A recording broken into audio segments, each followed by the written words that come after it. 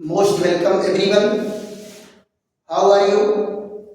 Are you fit and fine? Thank you. बेटा स्वस्थ और मस्त रहना चाहिए, यही जीवन का उद्देश्य है, यही लक्ष्य है कि नहीं? अच्छा ये बताओ, जीवन में जो लोग अपने दुख का रुखड़ा रोते हैं, क्या सुनने वाले उनकी समस्याओं का हल निकाल देते हैं? नहीं, समस्याओं का हल आपको खुद निकालना है। इसलिए जीवन में कभी दुखी नहीं होना और जीवन में कभी रोना नहीं है।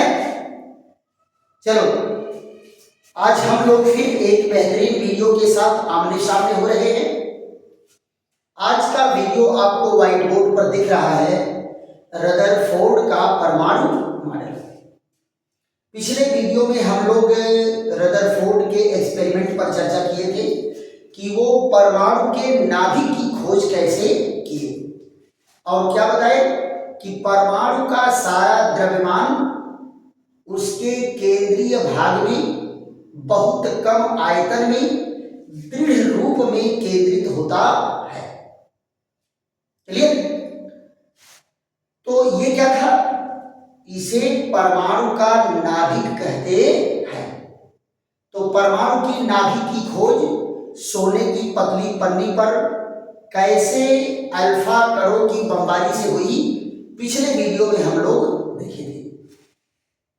इस वीडियो में हम लोग देखेंगे कि रदरफोर्ड अपने परमाणु मॉडल में क्या बताए हैं कि परमाणु कैसा होता है। फिर उनके परमाणु मॉडल पर बोर के द्वारा कुछ कमियां निकाली गई, कुछ दोष निकाले गए, उन दोषों पर भी हमारी आपकी चर्चा होगी। और वो दोष किस पर आधारित है? मैक्सवेल और क्लार्क के सिद्धांत पर आधारित है। तो इतने पॉइंट पर हम लोगों की आज चर्चा चलेगी। तो सबसे पहले हम लोग क्या है, रदरफोर्ड के परमाणु मॉडल को देख लेते हैं कि रदरफोर्ड का परमाणु मॉडल कितने बिंदुओं में प्रदर्शित किया गया है और इसमें क्या कहा गया है। तो रदरफोर्ड का परमाणु मॉडल का पहला पॉइंट क्या कहता है? पहला पॉइंट कहता है परमाणु का समस्त द्रव्यमान, परमाणु का समस्त द्रव्यमान व धनावेश, द्रव्यमान व धनावेश, यानी कोष्टक में क्या होगा, प्रोटॉन और न्यूट्रॉन, उसके केंद्रीय भाग में, उसके केंद्रीय भाग में बहुत कम आयतन में, बहुत कम आयतन में दृढ़ रूप में, दृढ़ रूप में केंद्रित होता है, दृढ़ रूप में केंद्रित होता है, जिसे परमाणु का नाभिक कहते हैं, जिसे परमाणु का नाभिक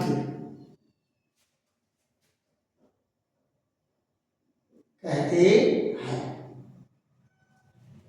देखो बेटा, पहले पॉइंट में क्या कहे कि परमाणु का समस्त द्रव्यमान और धनावेश उसके केंद्रीय भाग में बहुत कम आयतन में दृढ़ रूप में केंद्रित होता है, जिसे परमाणु का नाभिक कहते हैं।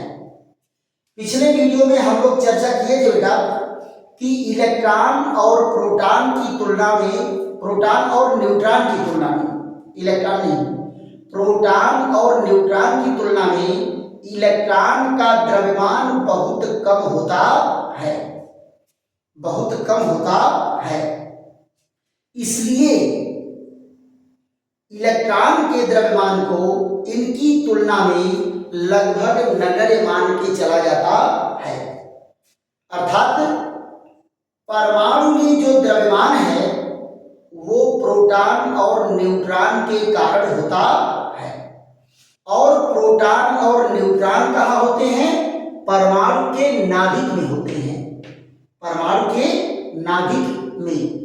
तो न्यूट्रॉन पर तो कोई आवेश नहीं है, लेकिन प्रोटॉन पर धन आवेश होने के नाते परमाणु का नाभिक कैसा होता है?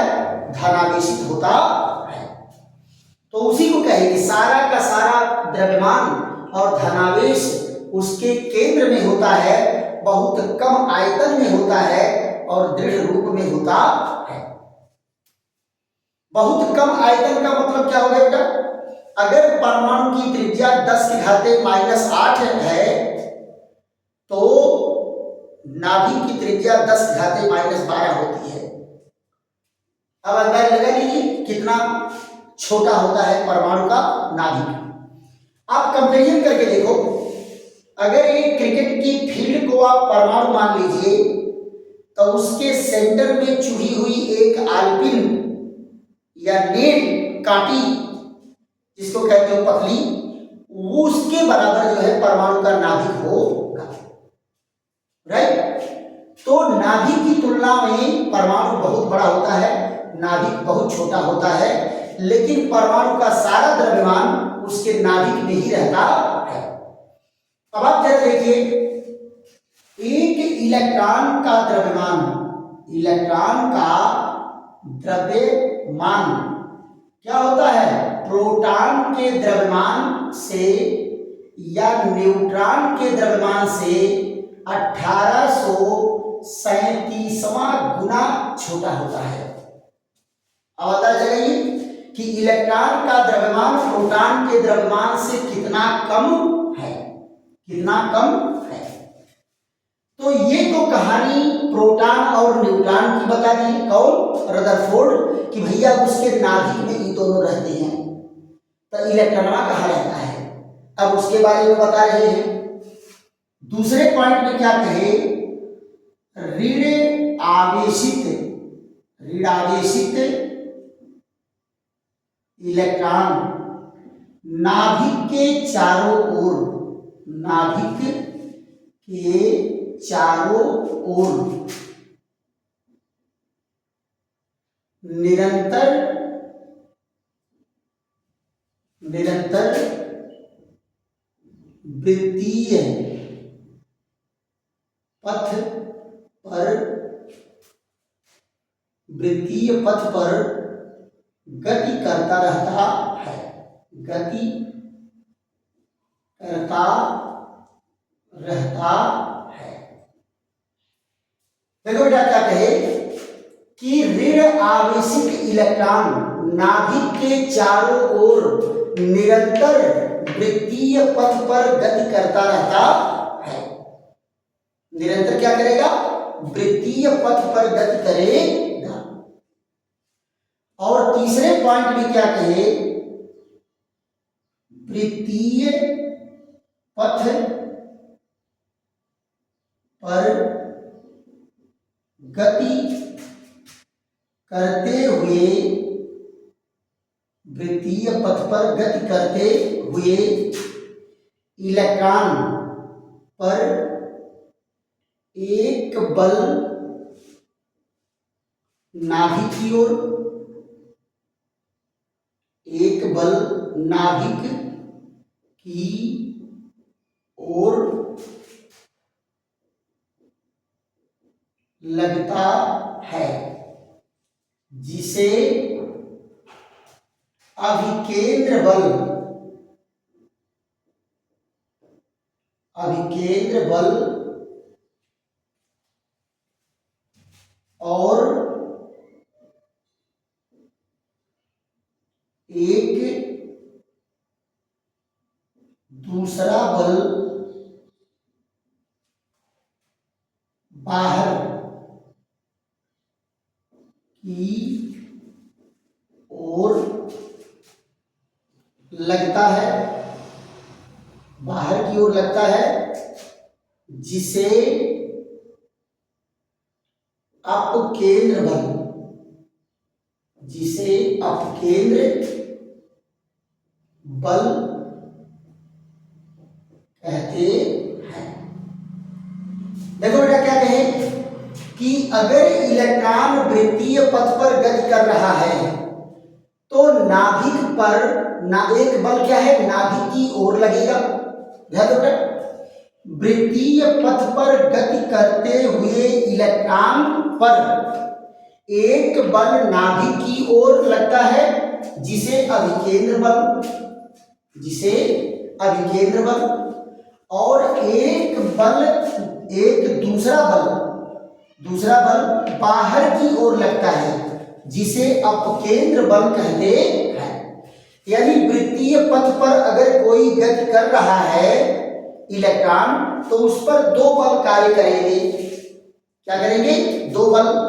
एक बल अंदर की ओर नाभिक की ओर लगेगा और एक बल बाहर की ओर लगेगा। तो जो नाभिक की ओर बल लगता है उसे अभिकेंद्र बल कहते हैं, सेंट्रीफ्यूगल फोर्स कहते हैं, और जो बल बाहर की ओर लगता है उसे अपकेंद्र बल कहते हैं, सेंट्रीफ्यूगल फोर्स कहते हैं। पक्का? दो प्रकार के बल की चर्चा हुई। अच्छा बेटा आप जरा देखो, ये प्रयोग तो आप भी घर पर कर सकते हो। जैसे किसी चीज को रस्सी से बांध करके, टाइटली मजबूती से बांधना, और बांध करके उस रस्सी को जब घुमाते हो तो आप रस्सी को अंदर की ओर खींचते हो, और जो बल अंदर की ओर लग रहा है वही अभिकेंद्र बल है। लेकिन आपको ऐसा अनुभव होता है कि एक बल बाहर की ओर भी लग रहा है, एक बल बाहर की ओर भी लग रहा है, जो रस्सी को बाहर की ओर खींच रहा है। आप रस्सी को अंदर खींच रहे हैं और वो दूसरा बल जो है बाहर की ओर खींच रहा है। तो जो आप अंदर की ओर खींच रहे हैं वो क्या है? अभिकेंद्र बल है। और जो वो टुकड़ा, पत्थर का टुकड़ा जो बाहर की ओर खींच रहा है वो अपकेंद्र बल है। राइट? तो इस तरह से आपको अनुभव हुआ। और राइस की बात बता दें, ये बेटा दोनों बल जो है नकली है। ये दोनों बल क्या है? आभासी बल है। अभिकेंद्र बल जो केंद्र की ओर है वो भी आभासी बल है, और जो बाहर की ओर है वो भी आभासी बल है, केवल आभास होता है। राइट? चौथे पॉइंट में जरा देखो, जब तक अभिकेंद्र बल, जब तक अभिकेंद्र बल और अपकेंद्र बल, अपकेंद्र बल दोनों बराबर बने रहते हैं, दोनों बराबर बने रहते हैं, तब तक इलेक्ट्रॉन वृत्तीय पथ पर गति करता रहता है, तब तक वृत्तीय पथ पर गति करता रहता है। चौथे पॉइंट में क्या कहे बेटा? जब तक अभिकेंद्र बल और अपकेंद्र बल दोनों बराबर बना रहेगा और तब तक वो इलेक्ट्रॉन वृत्तीय पथ पर बना रहेगा, है ना? यहां देखो क्या है, क्या कंडीशन है कि दोनों कंडीशन बराबर होती है। अभिकेंद्र बल बराबर क्या होगा? अपकेंद्र बल। और जब तक ये दोनों बल बराबर हैं तब तक वह इलेक्ट्रॉन वृत्तीय पथ पर गति करता रहेगा। जरा आप यहां जरा देखो तो, एक परमाणु का मॉडल देख लेते हैं। ये देखो,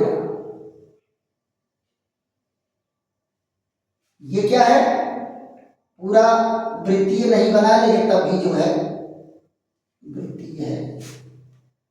कुछ तो चश्मा भी धोखा देता है जी। यहां देखो, आप लोग जो है एकदम सर्कुलर बनाइएगा, है ना। ये देखो, अगर सर्कुलर न बनकर के अमरूद अमरूद बन गया हो तो आप लोग बनाइएगा सर्कुलर। यहां ये वृत्तीय पथ पर इलेक्ट्रॉन मोशन कर रहा है। ध्यान रखो, ये क्या है, परमाणु का नाभिक है जिस पर क्या होता है, धन आवेश। और ये देखो ऋण आवेशित इलेक्ट्रॉन है, ऋण आवेशित इलेक्ट्रॉन, ये वृत्तीय पथ पर गति कर रहा है। ये देखो, वृत्तीय पथ पर गति कर रहा है। तो क्या कहे कि एक आकर्षण बल अंदर की ओर कार्य करता है और उतना ही बल बाहर की ओर कार्य करता है। अंदर की ओर कार्य करने वाला जो बल है ये है अभिकेंद्र बल। क्या है बेटा, अभिकेंद्र बल। और जो बाहर की ओर बल कार्य कर रहा है ये है अपकेंद्र बल। अपकेंद्र बल, राइट। इसको कहते हैं क्या, इसको कहते हैं सेंट्रीफ्यूगल फोर्स, सेंट्रीफ्यूगल फोर्स। और इसको कहते हैं सेंट्रीफ्यूगल फोर्स, सेंट्रीफ्यूगल फोर्स। और जब तक ये दोनों बल बराबर हैं तब तक ये अपने वृत्तीय पथ पर रहेगा। इसका वृत्तीय पथ भी चेंज होने वाला नहीं। यही बेटा रदरफोर्ड का परमाणु मॉडल है, राइट। तो आप लोग क्या करेंगे, धीरे धीरे एक एक पॉइंट को वीडियो रोक रोक करके आप नोट करेंगे। क्लियर।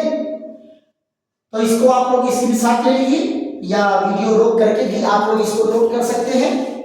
अब इसके दूसरे पॉइंट पर चर्चा करते हैं, रदरफोर्ड के परमाणु मॉडल का दोष। रदरफोर्ड के परमाणु मॉडल का दोष, इस पर चर्चा हम लोग करेंगे। देखो बेटा, मैक्सवेल और क्लार्क दो वैज्ञानिक थे। उनके द्वारा एक सिद्धांत दिया गया कि यदि कोई आवेशित कण गतिमान है तो अपने चारों ओर निरंतर विद्युत चुंबकीय ऊर्जा उत्सर्जित करेगा, विद्युत चुंबकीय ऊर्जा उत्सर्जित करेगा। दूसरी चीज, जब कोई बॉडी अपने अंदर से ऊर्जा निकालेगा तो उसकी ऊर्जा में क्या होगा, निरंतर कमी आएगी। उसकी ऊर्जा में क्या आएगा, निरंतर कमी आएगी। और निरंतर कमी आएगी तो उसकी ऊर्जा घटेगी, है ना। तो ये इनका सिद्धांत था, किसका, मैक्सवेल और क्लार्क का सिद्धांत था। उसी को आधार बना करके बोर नामक वैज्ञानिक रदरफोर्ड के परमाणु मॉडल में कुछ दोष प्रस्तुत किए हैं। तो यहां जरा देखिए क्या कहा जाएगा, रदरफोर्ड के परमाणु मॉडल की कमियां, परमाणु मॉडल की कमियां। यानी रदरफोर्ड के परमाणु मॉडल में क्या दोष थे, रदरफोर्ड के परमाणु मॉडल में क्या दोष थे, ये किसके आधार पर है, मैक्सवेल और क्लार्क के सिद्धांत पर है। और कौन इस दोष को प्रस्तुत किए, बोर नामक वैज्ञानिक। तो यहां जरा देखो, मैक्सवेल एवं क्लार्क सिद्धांत को पहले जान लेते हैं। मैक्सवेल एवं क्लार्क सिद्धांत, मैक्सवेल एवं क्लार्क सिद्धांत।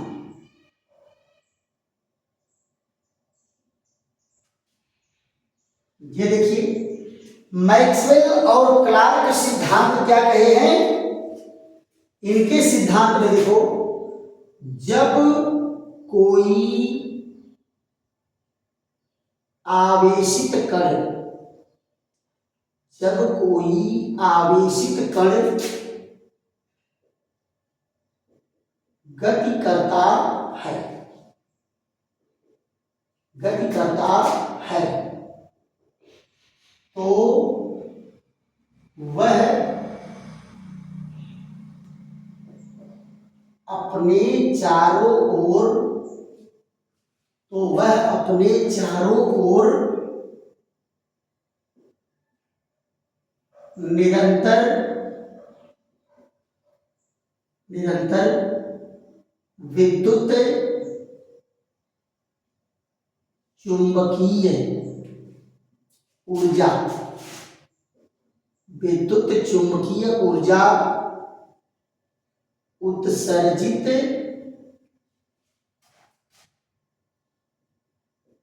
करता है, विद्युत चुंबकीय ऊर्जा उत्सर्जित करता है।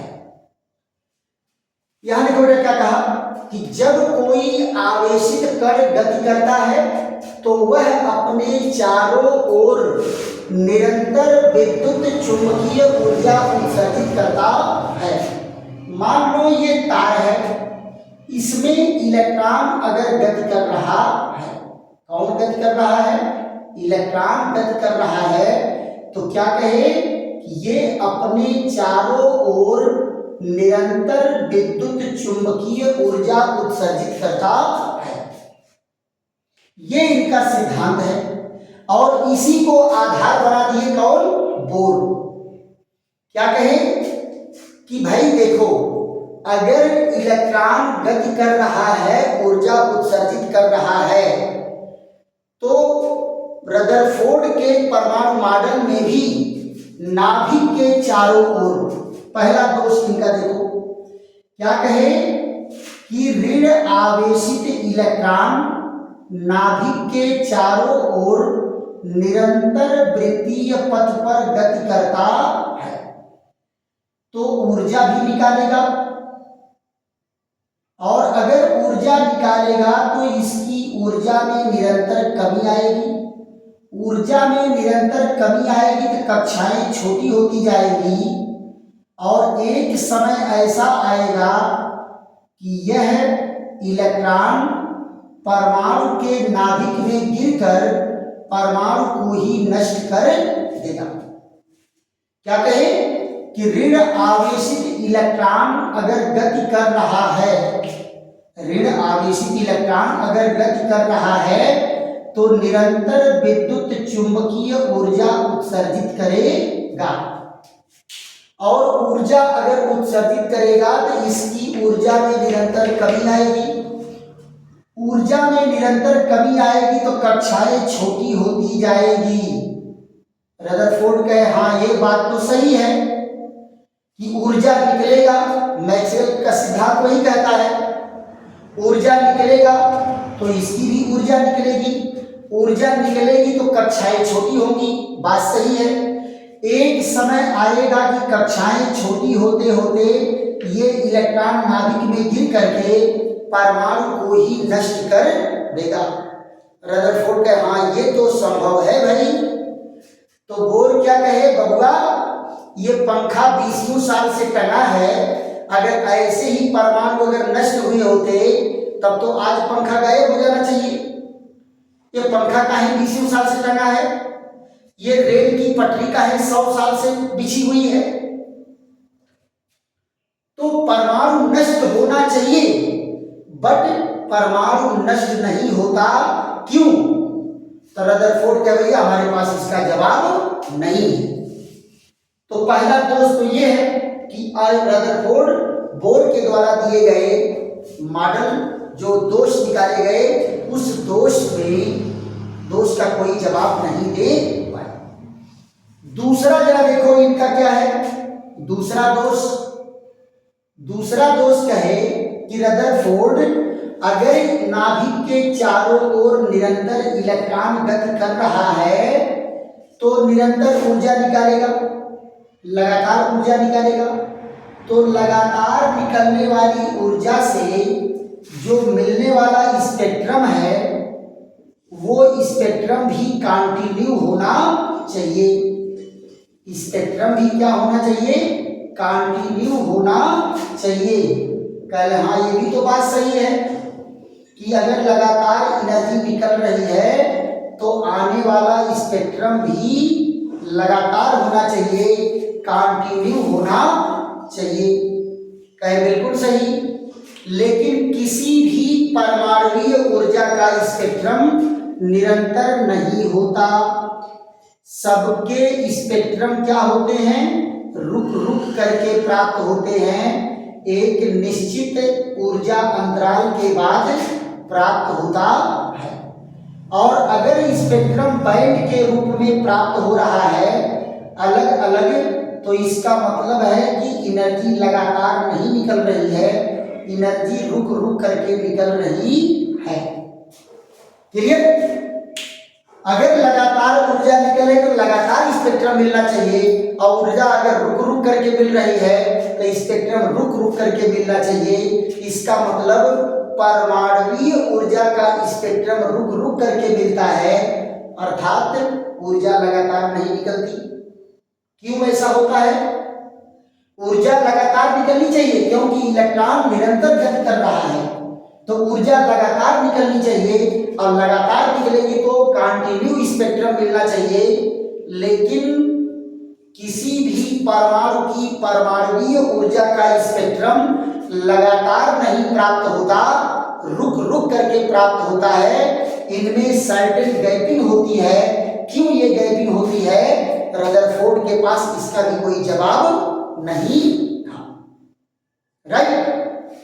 तो आशा है कि आप लोगों को रदरफोर्ड का परमाणु मॉडल समझ में आया होगा, और बोर के द्वारा जो दो ऑब्जेक्शन दिए गए हैं ये भी खूब ढंग से समझ में आया होगा। और अगर बेटा ये बात समझ में आई है और वीडियो समझ में आ रहा है तो आप खूब लाइक करो, शेयर करो, सब्सक्राइब करो और कमेंट भी करो। कमेंट करोगे तभी बेटा जो है हमें पता चलेगा कि आपको कहाँ परेशानी हो रही है या हमारे समझाने में कहाँ कमियां हैं। राइट? तो आप जो है कमेंट भी करिए, लेकिन वही चीज है कि कमेंट में भाई गाली गलौज मत लिखिएगा। एक टीचर है कि नहीं? तो टीचर का सम्मान होना चाहिए। राइट? बाकी कोई भी एडवाइस आप देंगे तो उस एडवाइस पर जो है विचार किया जाएगा। और सब्सक्राइब बेटा पहले करो, क्योंकि सब्सक्राइब करने का फायदा ये है कि जैसे ही मैं वीडियो अपलोड करूंगा सबसे पहले वो आपके पास पहुंचेगा। ऐसे ही दूसरे नए बेहतरीन वीडियो के साथ फिर हमारी आपकी दोबारा मुलाकात होगी। तब तक के लिए विश्राम। थैंक यू, धन्यवाद।